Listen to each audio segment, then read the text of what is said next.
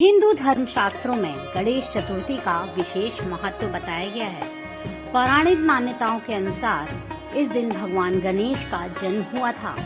इस अवसर पर लोग गणेश जी की प्रतिमा को स्थापित करते हैं और 10 दिनों तक धूमधाम से उनकी पूजा अर्चना करते हैं।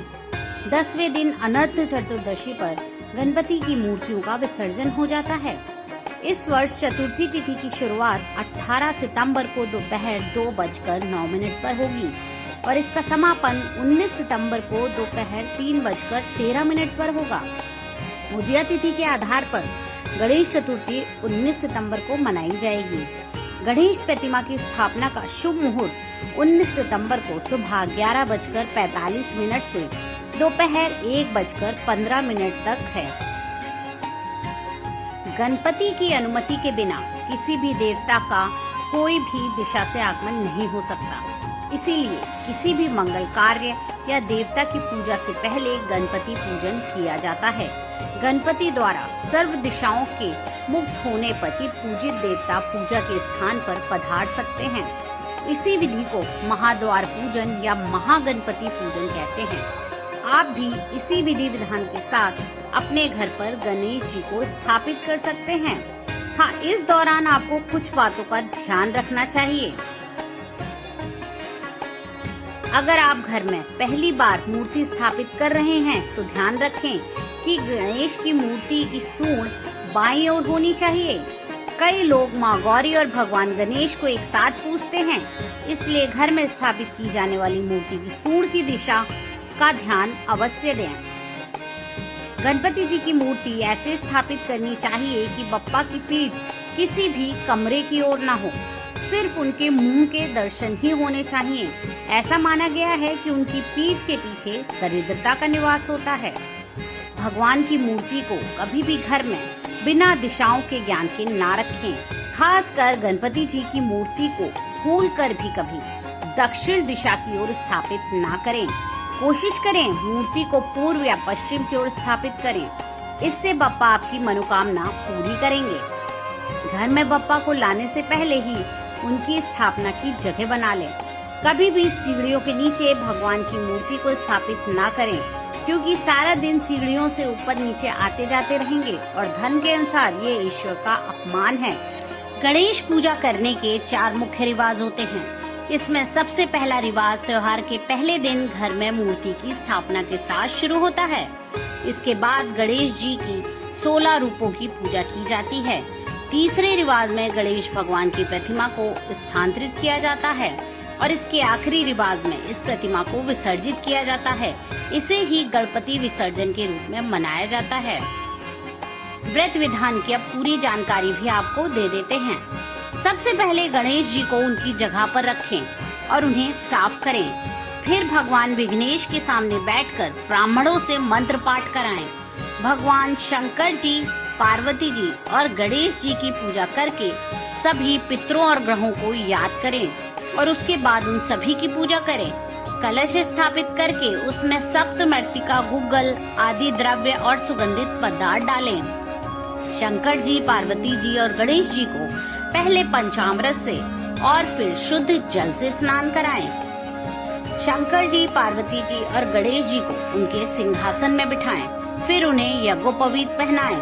अब सभी को स्नान करा के शंकर जी और पार्वती जी और गणेश जी को वस्त्र अर्पित करें। एक थाली में चंदन, रोली, सिंदूर और फिर चावल को रखें। अब इन्हें तीनों पर चढ़ाएं। सभी देवी देवताओं को पुष्प, माला और आभूषण प्रदान करें। गणेश जी को अष्टदुर्वा अर्पित करें।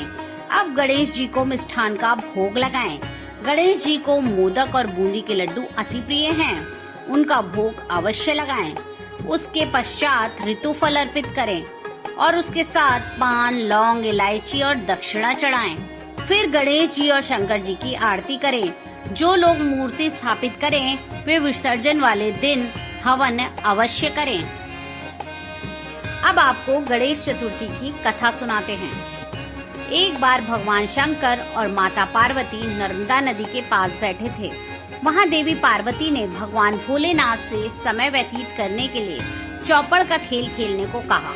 भगवान शंकर चौपड़ खेलने के लिए तो तैयार हो गए, परंतु इस खेल में हार जीत का फैसला कौन करेगा? जब यह प्रश्न उठा, इसके जवाब में भगवान भोलेनाथ ने कुछ तिनके एकत्रित कर उसका पुतला बना दिया और उस पुतले की प्राण प्रतिष्ठा कर दी। पुतले से कहा कि बेटा, हम चौपड़ खेलना चाहते हैं, परंतु हमारी हार जीत का फैसला करने वाला यहाँ कोई नहीं है, इसीलिए तुम बताना कि हम में से कौन हारा और कौन जीता। ये कहने के बाद चौपड़ का खेल शुरू हो गया। खेल 3 बार खेला गया और संयोग से तीनों बार पार्वती जी विजयी साबित हुई। खेल के समाप्त होने पर जब उस बच्चे से हार जीत का फैसला करने के लिए कहा गया, तो बालक ने महादेव को विजयी बताया। ये सुनकर माता पार्वती क्रोधित हो गयीं और उन्होंने क्रोध में आकर बालक को लंगड़ा होने और गंदे कीचड़ में पड़े रहने का श्राप दे दिया। बालक ने माता से माफी मांगी और कहा कि मुझसे अज्ञानतावश ऐसा हुआ है, मैंने किसी द्वेष में आकर ऐसा नहीं किया है। बालक के क्षमा मांगने पर माता ने कहा कि यहाँ गणेश पूजन के लिए नाग कन्याएं आएंगी, उनके कहे अनुसार तुम गणेश व्रत करो, ऐसा करने से तुम मुझे प्राप्त करोगे। ये कहकर माता भगवान शिव के साथ कैलाश पर्वत पर चली गयीं। फिर पूरे 1 वर्ष बाद उस स्थान पर नाग कन्याएं आईं। नाग कन्याओं ने श्री गणेश के व्रत की विधि मालूम करने पर उस बालक ने 21 दिन तक लगातार गणेश जी का व्रत किया। उसकी श्रद्धा देखकर गणेश जी प्रसन्न हो गए और श्री गणेश ने बालक को मनोवांछित फल मांगने के लिए कहा।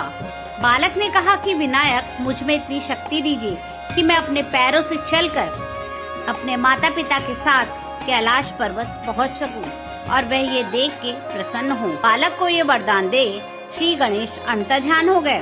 बालक इसके बाद कैलाश पर्वत पर पहुंच गया और अपने कैलाश पर्वत पर पहुंचने की कथा उसने भगवान महादेव को सुनाई।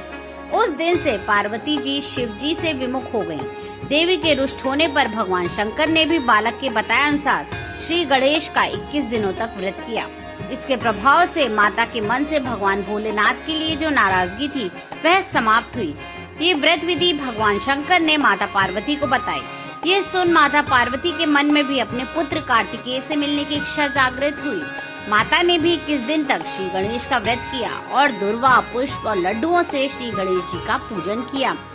व्रत के 21वें दिन कार्तिकेय स्वयं पार्वती जी से आ मिले। उस दिन से गणेश चतुर्थी का व्रत मनोकामना पूरी करने वाला व्रत माना गया है।